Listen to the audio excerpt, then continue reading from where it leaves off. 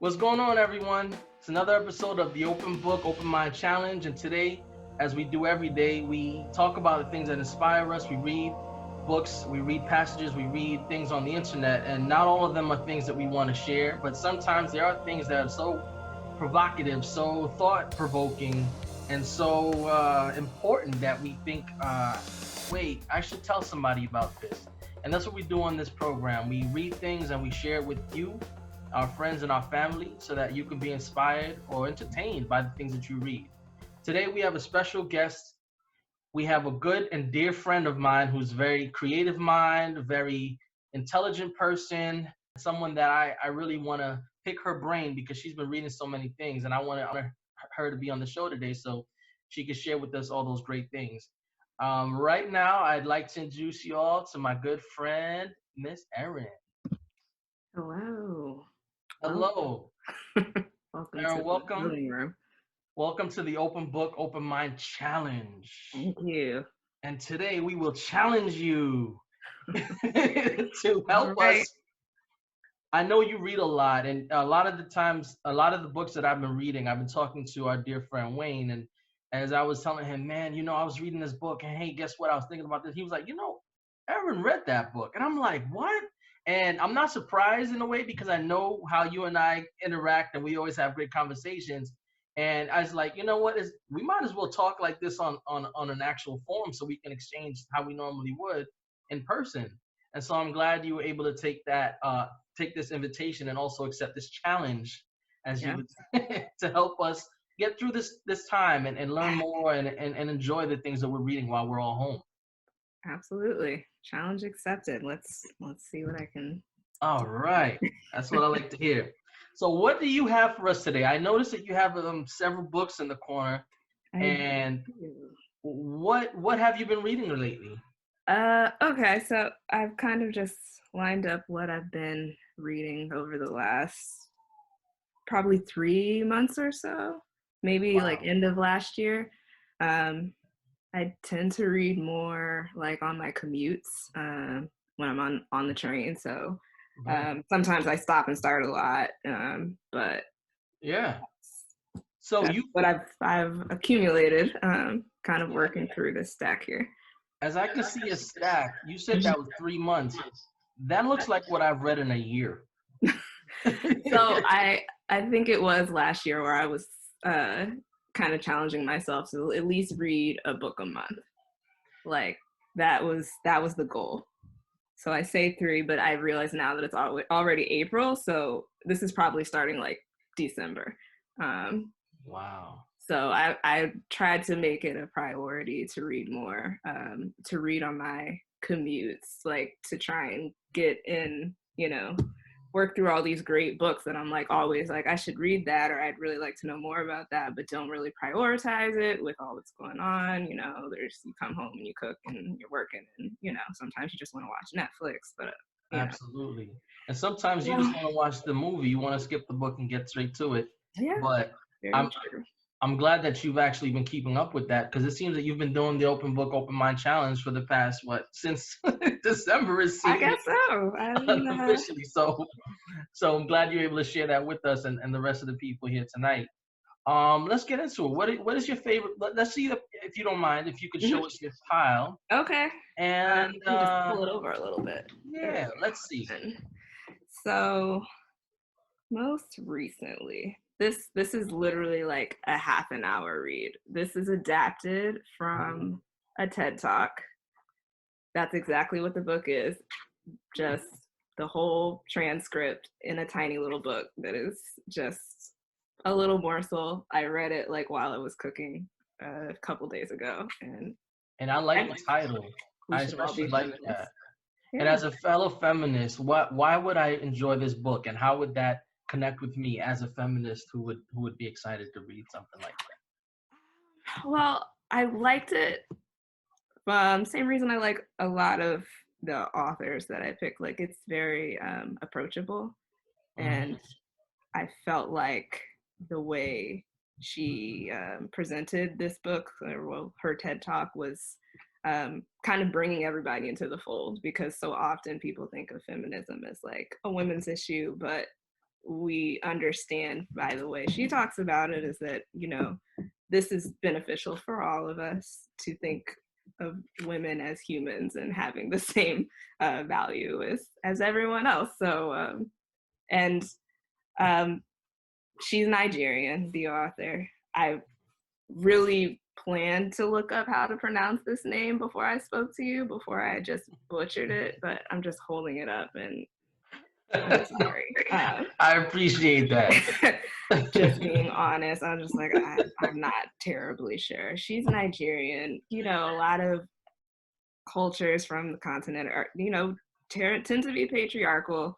And she speaks a lot about growing up and people saying feminism is, you know, you'll never have a husband, or you know, it means you're angry, it means you hate men, it means that you don't wear lipstick and things like that. And she's a self-proclaimed like feminist who loves wearing heels and makeup and doesn't hate men, like enjoys the company of men. So she's trying to make other people understand you can be both, like it's not a choice. And just to let you know, I actually saw that TED Talk when she spoke about it. She had several, I think. Yeah, so I know what you're talking about. She's dope. I really enjoyed her presentation. Yeah. And as you said, being from Africa and more of a people would think is a traditional kind of interaction in the home and the family and the way women are viewed in society. And to hear that her experience and what she's been writing about was phenomenal, to give me an insight of what really does happen and how things are progressing there as well. So thanks for sharing that one. Yeah. I didn't know that was a book though, to be honest. I just saw the TED Talk and I was really impressed.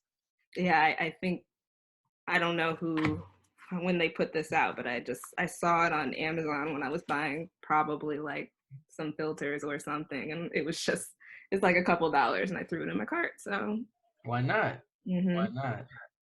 All right, so that's one recommended book. Yeah. All right, and I noticed that you have something similar there on the third book down that I just finished reading. There you go. The one right under that, but let's get to that one that you're holding. Same author. Aha. So, yes. This was a couple years ago, and I mean, I think it was one of New York's they said 10 best books of the year, and I remember seeing it advertised all over the subway. All my friends read it, everyone was passing it around, but I just got to it in the last few months, and it is really good. I mean, and as a person who reads probably 70% nonfiction, yeah, I would say. I mean, it's just a good read, and it is about culture and experience, but I think anyone can read that book and enjoy it. I mean, so I think that's important. It's light, but in a lot of places. And is that also a book about personal experiences, or is that more of a story form?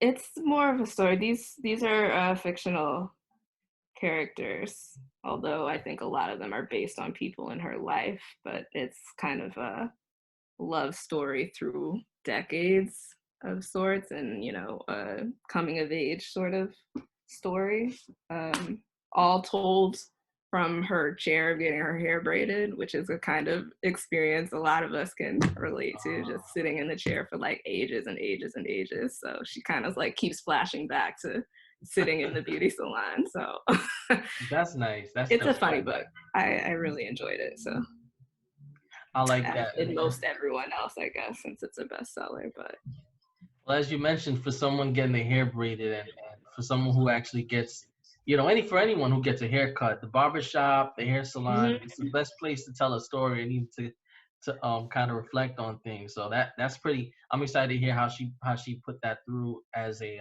actual book and was able to give that kind of presence in that space. I understand this is going to be adapted into, I guess it's a movie on HBO, and I think Lupita's starring, so that should be pretty cool. Oh, yeah. I like that. What's that book over there? That one up about this one here. What? Yeah, what's that one you got? Okay. Because that's the one that I actually literally I closed that book out maybe a few weeks ago, Okay. maybe a month ago. Okay. How did you? All right, so for those who haven't read all these amazing and fantastic books, these are all books that we recommend that you read. They're must reads, if we could say so, I right? would say so, yes. I have not pulled anything that I would not recommend that someone read. All right, ladies and gentlemen, you heard it here first. Eryn has recommended these books. These are her best, her Yes, top, my stamp of approval. her stamp of approval. And we should do a segment where you just mention bring out your stamp of approval, and we start plugging some books, because I know that, and I trust your opinion and your perspective on these books. And as you just praised that book, The Water Dancer, I finished that rather quickly, and it was an easy read. Hmm. Um, Aside from the fact that I had an audio version as well, because of my commute, I usually listen to books while I'm driving, because I do travel Mm. a distance away, and I don't always have that peace and quiet moment that I can just sit and relax to read. So when I do that on my lunch break, it's usually between chapters in the audio form. But Okay. that book in itself was, I struggled with it. Hmm. You know what I mean? I do know what you mean. Yeah, let's get into it. What did you like most about it? And then let's talk about what we didn't like. Cause let's do it that way. Cause I know it's always easy to say, this book is great and fantastic, and we always can cast a nice tale about something. But there's some things about that book that I didn't enjoy. Okay. And I'm gonna be real. You know what I mean? We gotta be Yeah, real too, I and let think people that's, know what they're getting into. yeah, it is okay. I agree with that. Let's get into it. So, off top, the thing that I found most intriguing about this book, having read the other books from the author, I've read A Beautiful Struggle, I've read In Between the World and Me, both written beautifully. I love both of those books. This is his first, Novel. right. Yeah. This is his first novel. Yeah. So, I mean, I think there's maybe trying to find your voice there was a little bit shaky, shall I Yeah. say? You Okay. know, it was just oh, we're supposed to be starting with the good stuff. I'm sorry. No, I no, got, let's I just got get into it. distracted. Let's talk I about think what. that was what made it a little bit challenging at times. I was just like, okay, where are we going? Where are we going? Where are we going? But one thing I thought that I loved about this, something that you don't often see with this sort of subject matter, was the supernatural aspect of it. Yes, You that's rarely see that. I mean, outside of like Octavia Butler, which I really haven't delved into too much, you just don't see that, especially Black people like we don't exist in the you supernatural. know, So I I thought that was a really interesting take on this on slavery to I see. I gotta say, I'm with you 100% on that, because Yeah, yes, and Octavia Butler as well. We're gonna get into that at another time, because I want to talk yeah. and read more about her. Actually, she has shows that are being adapted as well. I mean, books Mm, that are being adapted from, I think it was Amazon or Hulu. Someone's getting into it, and yeah, rightly so. yeah. But this book, and especially what you said with the supernatural aspect. Now, I've been saying for years and years and years that I have yet to see a story that we can actually embrace and enjoy, that touches and plays around and presents a magical tale that isn't dark, and that isn't so derogatory and bush, and so rough, and and so un and so what's the word I'm looking for? Uncharacteristic of our culture and of our people and of Mm, the rich heritage in magic and storytelling and folklore and mythical aspect of things. And I was yeah. excited to see how prevalent this was in this book, and how they actually interwove it with historical events without Hmm. giving away too much of it. Right. And I that agree. was what kept me on the track of reading this and going through it, because I kept on waiting for that. It was a slow build. It was like a roller coaster going up forever. Right. Okay. But when Yeah. it hit. Right? Am I wrong? Agreed. I know, 100%. I was just like, we're how far in? Like, okay, gotta keep going. But yes, I agree that yeah, that was an exciting thing to see. And the other theme that I thought was really important, and I like the way they told, was this sort of rewriting generational trauma as like a gift, seeing something Yes. that they transformed into this force, right? Oh man. Talk about it. So Talk about it. I mean, that was, I think, the overwhelming theme for me, to see that it didn't start with him. He, knowing your history was just unlock the whole door for him.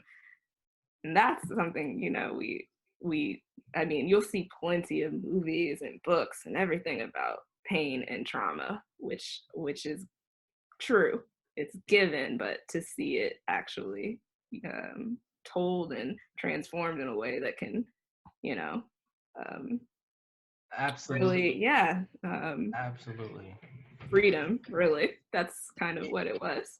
It was liberating. It was also therapeutic for me because Liberating. what it did, as I said, I struggled through the most part of it because I internalized a lot of what he was experiencing, and I could have imagined what it really.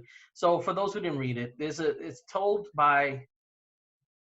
in first person perspective about a gentleman who was raised on a plantation, and there was something unique about his story and his origin and his life. And he basically was a child who could never really embrace his himself and his identity, Mm. because his father, should we say this, his father was, what do you think, should we let them have I it? mean, I don't think you're giving away the book, but it's important to understand that he was kind of caught between two worlds there, I Thank guess. you. Yeah. Thank you. So the worlds that he lived in, the worlds that he was kind of trying to walk and fit into, were opposite worlds and conflicting worlds, and that were they were unsettling experiences that just never let him be himself, and it gave him great trauma. It left a lasting impression on him that he could not uh, recollect his own experiences. He couldn't really even remember a lot of his own upbringing because of the trauma that he experienced, and that actually made a lot of sense in real life, because certain things that we go through, we do have a tendency, the human mind has a tendency to protect us from those events by blocking them out. And I forget the word they call it. My wife would know that better. But the trauma that he experienced caused him to have uh, lapses in his memory. And so as he was understanding more about himself and more about his own experience and more about where he came from, it allowed him to become stronger. It allowed him to grow in a different way once he started to unlock those mysteries about himself. And it Mm. was very empowering. But the parts that I struggled with was because it was very descriptive in terms of his experiences as a slave in that era in the South, in Virginia, right? Wasn't it In Virginia? Virginia. Yeah. Yeah, where? Yeah. Yeah. That hit home. I was just saying, it Yeah. probably felt different for you being from Virginia yourself, right? I mean, Yeah, I mean, it's not that we don't know about our the history of the state, which is heavily slave owners up and down and whatever. But yeah, I mean, to see it, uh, even in the book, he speaks about it as still being his home, regardless of where he's going, and to absolutely. talk about a place that has caused you so much pain and that you've actually been property and it's still your home.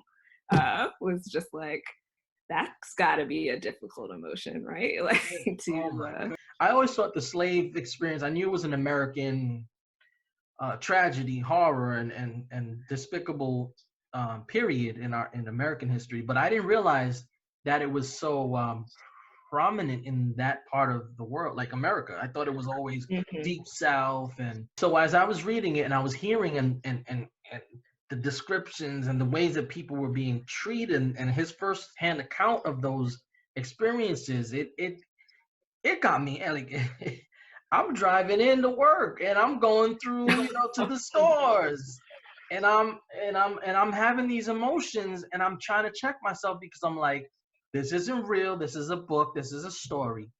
But isn't it real? And isn't this someone's story? And didn't this really actually happen? So I struggled with that.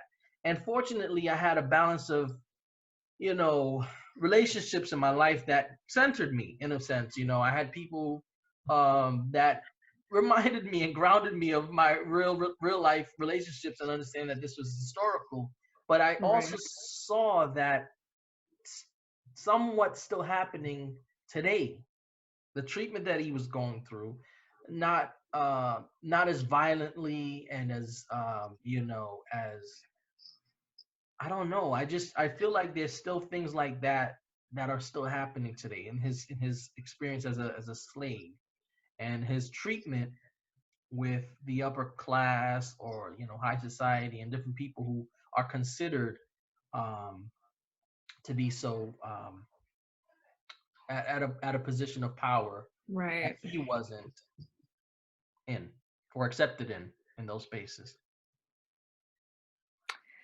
Very true. I can't quote it verbatim, but there is one part where he's describing how the plantation where he is located um, is runs basically the whole house is run by slaves, and they navigate through the house through these tunnels that are underneath the house, and they talk about like they have to be so good because basically they're propping up the whole house that is above ground, and their job is basically to be completely unseen, and everyone thinks that this what they see on the surface is really what it is, and all the people below are the ones doing the work, and it's interesting, especially with what's going on today with service workers. And that's the thing, and that's why I think where I'm bringing it back to today's time, it's not about color and race. It's more about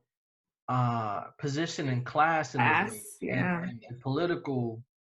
It's all it's so relevant. It's such a real story, and it's not just a like I said, a racial or slave saga or tale, but it's for example, as you said, I never really considered how savvy and how business minded and how agriculturally, how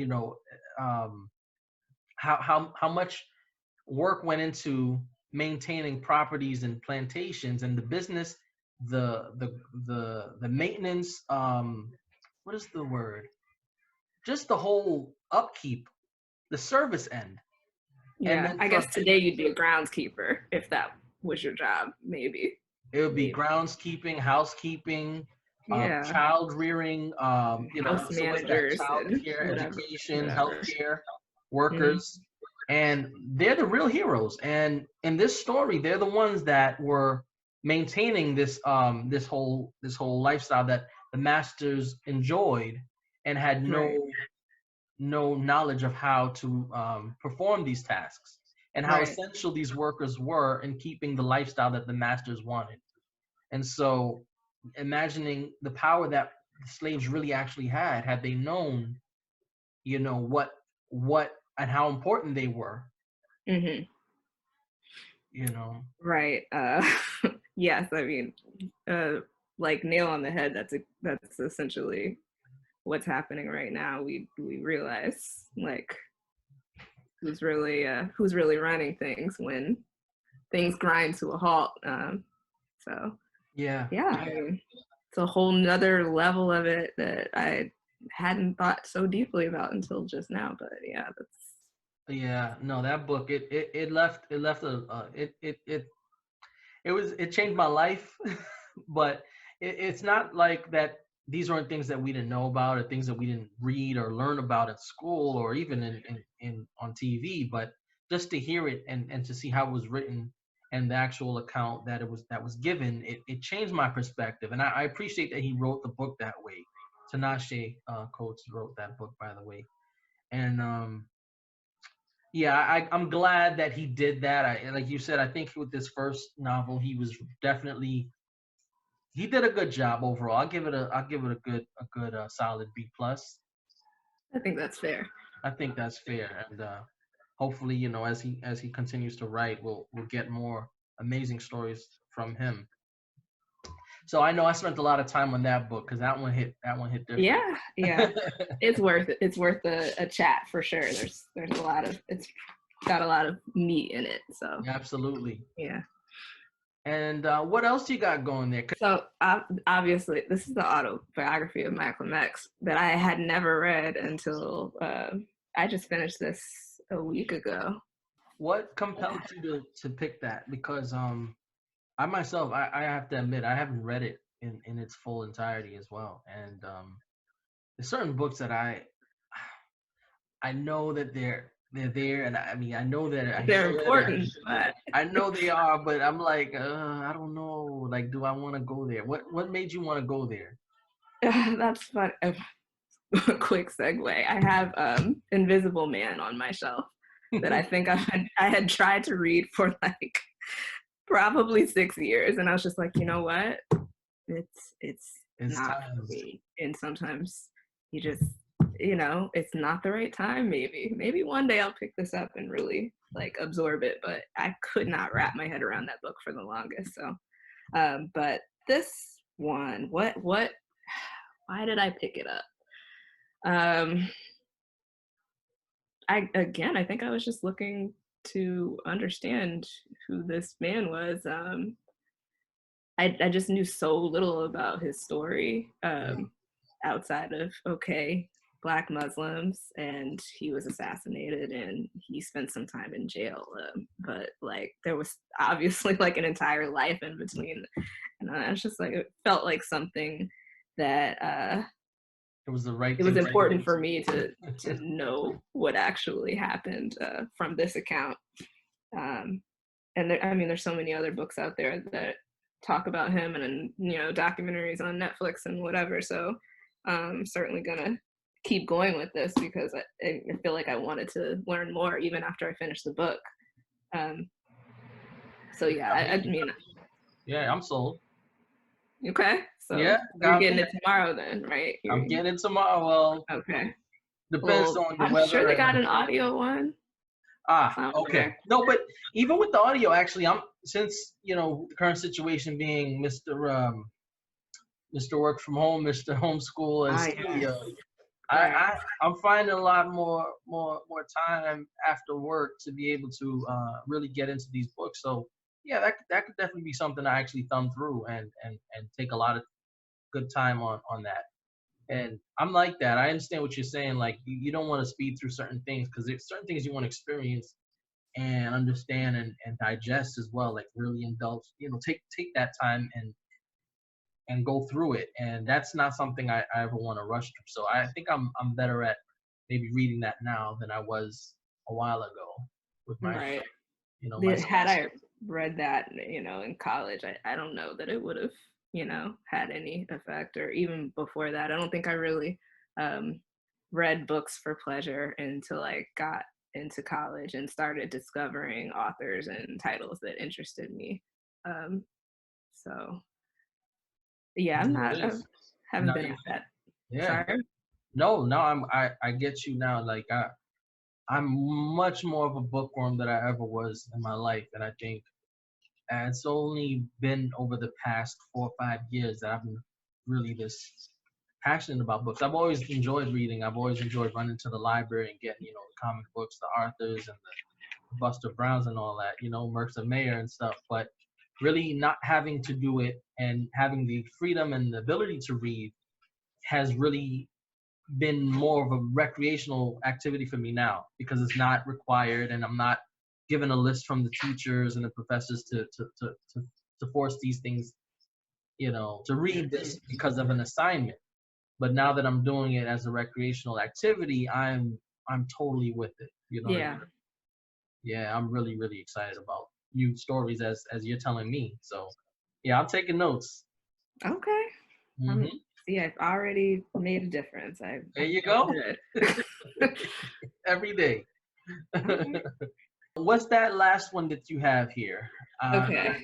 curious about that one. So this is called The Color of Law. This was an extraordinarily long read. It is one of those books. I say that I read them over the last few months, but I had started this probably over a year ago and put it down and read some other stuff and just came back and finished it. I was just Who's one of over there? one of my studio audience members was excited to hear the title of your book. I think she might have read it as Oh well. yeah. Yeah, so next time we'll do a different segment when you two Okay. probably go back and forth about that one. I'm here for it. Yeah, yeah, I, yeah, yeah. I mean, this book I think is really important for everyone to read it. Although it was not easy to read, it is sort of it's a little bit dry because it's a lot of well, maybe not for some. For me, it's a lot of dates and acts and legislation, which is not easy for you to like pour through, but it gives you um, such an understanding of um, policies and practices and things that have shaped the way people live and move about in this country and the wealth that they have, and specifically communities of color. This book is about redlining, essentially, and the ability to get a loan for a home, choosing whether you were going to live in a suburb or next to a toxic waste plant. These weren't choices, like, and you kind of understood, like, I think a lot of times we talk about these things like anecdotally. We understand that these are things that happen, but this book kind of gave you the concrete facts to be like, this is how this happened. So it really took me a long time to read it, but I'm glad I did. And I still would like go back to it when I see certain things and be like, oh, funny, you reference this project that you might walk past every day in New York, because they talk about New York a lot in this book, and you'll see how it got to be the way it got, the way it is, based on the information in here. So sad but true sort of read. Eryn, I gotta say, with the selection of books that you just went through and shared with me, I've learned so much just by conversation right now. Wow, And I'm really happy to hear that. I'm really appreciative of our exchange because I'm inspired more because of the historical accounts that you've shown me. It's almost like you had an empowerment checklist right there. And from Yeah. the feminist books through historical accounts of slavery, through the political side and the historical side of redlining and the mystic magical tales of the water dancer and all those books that you just put together. That just actually gave me a good set of things to consider on my next set of books. And I can tell that this is just a conversation we're supposed to have. And I appreciate you for sharing that with me. I'm glad we did this. I was like, I don't know, I'm gonna give it a try. So I'm glad. I appreciate you for stepping up and taking on the open book, open mind challenge. Yeah. I hope to continue our conversations offline. I hope to get more recommendations from you. And as I get some books across, I'll also slide some over to you as well. I know you we do another segment if you have another set of books that you come across and you're really excited to share. Let me know, and we'll do part 2, and we'll do a stamp of approval. Eryn's stamp of approval. I will get my stamp ready. Perfect. And so for everyone out there, as you know, like we said, we talk about the books that inspire us. We talk about the things that we hold dear and the books that we read, and also things that really just make us think about what's happening in the world and what's probably not happening and maybe should or shouldn't through the stories that we come across. So if you have a story that you'd like to share and things that you've experienced, let us know. Follow us online at Ever After Foundation on every platform, basically on the web. We're on Pinterest, we're on YouTube, we're on Twitter. We're also on Instagram. Wherever we are, wherever you are, we'll try and be there as well. Be accessible to you. Continue to share your stories with each other and let us know what you're reading out there. And until that time, we wish you a good night and enjoy your day. Peace. All right. The foundation, investing in the future generation, the youth that we follow, the youth that we lead, the world that we live in, the world that we lead. What is your legacy when you succeed? What can you give to the children in need? Books can give hope when these kids are alone. They can bring comfort through various modes. Stories they